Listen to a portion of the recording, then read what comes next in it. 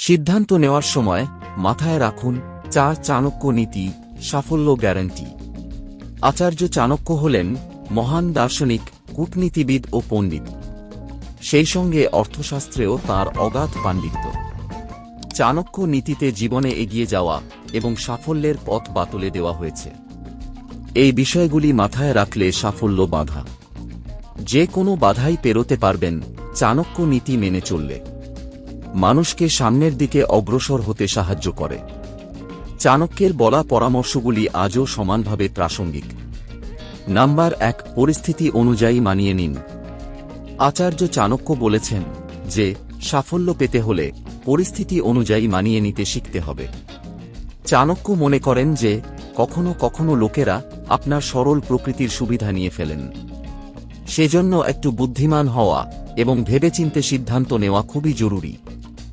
Number 2, অর্থব্যয়ের উপর নিয়ন্ত্রণ।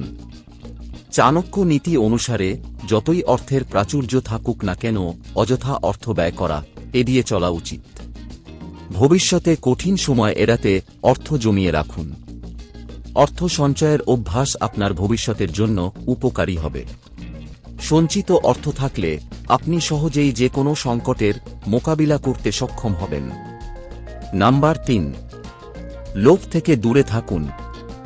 লোভের কারণে অনেক সময় মানুষই ইচ্ছাকৃতভাবে ভুল পথে চলেন, যে কারণে তাকে ভবিষ্যতে সমস্যায় পড়তে হয়। তাই কোনো সিদ্ধান্ত নেওয়ার আগে সঠিক বেঠিক চিন্তা করুন।